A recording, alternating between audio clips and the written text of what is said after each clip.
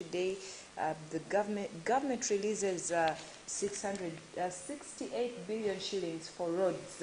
Detailed list of disbursed funds per district are inside. In today's New Vision, Adjumani receives 200 million shillings, APAC 85.6, Arua 37.9 million, Bujidi 183, Bundibujo 231, Busheni 114 million, Busia 64 million, Gulu 79.7 million for roads, Hoima 88.3 million, Iganga 62, Jinja 180, Kabale 82, Kabarole 136 million for roads. It's in today's New Vision. And also Museveni meets former Ireland president. They bring a picture of President Museveni interacting with Mary Robinson, the former president of Ireland, after a meeting at State House in Entebbe yesterday. Also, identity card replacement to cost 200,000 shillings. On Asian expulsion, US or Canada, Uganda is best according to one Asian. And moving on, what next for UPDF generals after retirement? It's all in today's New Vision, and they also bring you senior FOMOX biology and physics solutions. And also caning saga pastor charged with assault in Hoima. This is in the New Vision. Moving on to the Daily Monitor, government increases national ID fees. The measures announced to legislators by Internal Affairs Minister makes it costlier for citizens who seek to replace or correct particulars on the identification documents. The government has finalized plans to introduce express fees for unregistered citizens seeking to acquire national IDs and those renewing the old ones at their imminent mass enrollment of unregistered citizens of Daily Monitor. The unregistered citizens, according to the Daily Monitor. And also, the Daily Monitor has over 1,000 opportunities at Mountains of the Moon University, Kakia Sugar Works, Monisco, Trademark, UEDCL, BOU, KPMG. If you're looking for a job, get yourself a copy and get a job from those very many companies. The new charges on national IDs, 200,000 is replacement cost, up from 50,000, and also 200,000 is change of particulars, up from 50,000. Express processing cost for first timers is 50,000, and express processing cost for renewal is 50,000. Well, get yourself a copy of the Daily Monitor and see where you can, what you have to go through to get yourself a copy of, to get yourself your national ID. Now, moving on into our international news update, Kenya Supreme Court concluded the presidential petition hearings yesterday. Lawyers representing the Electoral Commission and President-elect William Ruto challenged the petition by presidential candidate Raila Odinga and 6 others seeking to overturn the result of the 9th August election. The legal teams urged the court to dismiss pleas made by Mr. Odinga and others, saying they lacked merit because they had not tabled evidence to support their claims. They challenged the petitioners to provide proof to demonstrate that the result transmission system was compromised. The court was told that the allegations made about the dispute between the commissioners and the chairperson were merely sensational and do not warrant a nullification of the election outcome. They accused petitioners of engineering a constitutional crisis to achieve their political objectives. Lawyers will respond to questions and clarification sought by the 7-judge bench today. The judges will then write the judgment over the weekend and deliver the ruling on Monday. And in neighboring Rwanda, a detailed clinical review of the backgrounds of asylum seekers likely to be sent to Rwanda has found many may have been tortured. The research by Charity Medical Justice questions how people have so far been selected for the proposed flights. The plan to send some asylum seekers to Rwanda is being challenged next week in the High Court. The government says the schemes will help end people smuggling and dangerous crossings of the English Channel. The Home Office's £120 million plan aims to send some of those who cross the English Channel to Rwanda to have their claims dealt with there.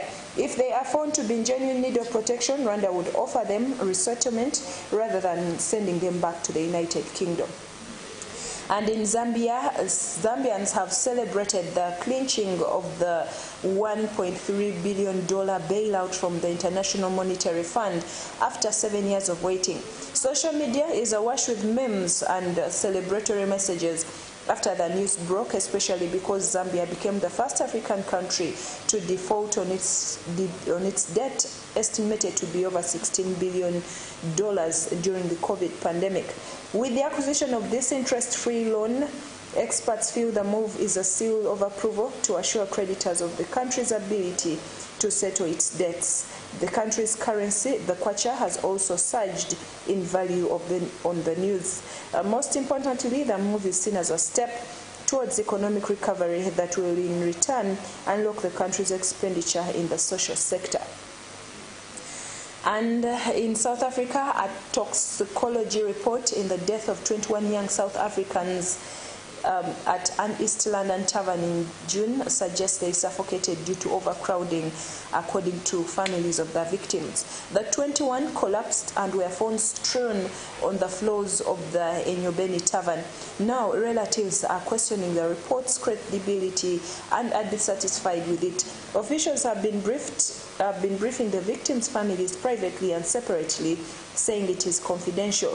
Health Department officials have declined to publicly disclose the cause of death, with Eastern Cape Health Department spokesperson Sianda Manana saying it is out of anticipation of legal processes that might follow.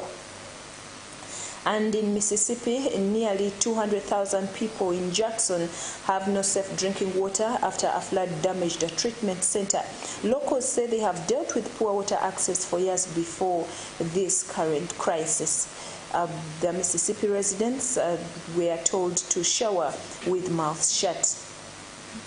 And in Argentina, Argentina's vice president has narrowly avoided assassination after a gunman's weapon jammed as he aimed at her. Cristina Fernandez de Kirchner was greeting supporters outside her home when a man emerged from the crowd and pointed a handgun in her face. President Alberto Fernandez said the gun was loaded with 5 bullets but failed to fire when triggered. Ms. de Kirchner is in the midst of a corruption trial and was returning from court. She denies the charges. Police say the gunman, who local media identified as a 35-year-old Brazilian man, has been taken into custody. They are attempting to establish a motive for the attack. And in America, supporters of Donald Trump's Make America Great Again MAGA agenda are a threat to democracy, according to President Joe Biden. Top Republican Kevin McCarthy hit back that Mr. Biden had severely wounded American soul. The dueling speeches come 2 months before midterm elections, which will decide the power balance in Washington. The Democratic president delivered his speech last night from Independence Hall in Philadelphia, where the U.S. Declaration of Independence was signed. He picked up his 2020 campaign theme of restoring the soul of America. Still in America, Twitter is finally giving its users the new feature they have most requested for, an edit button. It is currently testing the feature and will roll it out in the coming weeks to subscribers of Twitter Blue, which costs $4 per month. Tweets will be available to edit a few times in the 30 minutes after posting. Twitter Blue is currently available in the United States, Canada, Australia, and New Zealand, but initial tests will be limited to just one country. And finally, the UN nuclear experts have made their first inspection of the Russian held Zaporizhzhia power plant in Ukraine and are to maintain a presence there. International Atomic Energy Agency Chief Rafael Grossi said the plant and physical integrity of the plant had been violated several times. The inspectors were accompanied to the plant by Russian soldiers after a risky journey delayed by shelling. Russia and Ukraine accused each other of trying to sabotage the mission. Zaporizhzhia in southern Ukraine is Europe's largest nuclear plant. It was occupied by Russia soon after it invaded Ukraine in February. Ukrainian staff will continue to operate the plant, say Russian troops have used it as a military base and that workers are in effect held at gunpoint.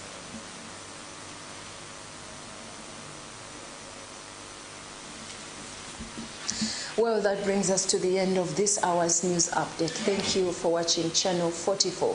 I remind you of the Karamoja cry. We are sending food aid to the people of Karamoja. These are our own, and records have showed that they are dying of hunger. Over 1,000 people have so far died of hunger in Karamoja. That is why the Robert Kayanja Ministries has come up to salvage the situation in Karamoja. Well, we are delivering 50 kilograms of food relief to the people of Karamoja, to each household. Each 50 kilograms is a 45 meal that contains millet flour, rice flour, maize flour, oats, pumpkin seeds, carrots, milk, sugar, and many others that will help them resuscitate their lives and also get back on their feet so they can be able to sustain themselves once again. Please join us as you send your seed to the numbers that will be available during the services, or you can bring your seed here at the Miracle Center Cathedral, hand it over to Pastor Robert Kayanja himself. He will pray a blessing over you. Remember, tonight is the Miracle Overnight here at the Miracle Center Cathedral. Come and fellowship with us. Come and hear great testimonies. Come and be blessed in the presence of God. I remain Mercy Gashego Sembatia. We'll meet again in the afternoon at 12:45. The Pastors Now program is up next. God bless you. Good morning.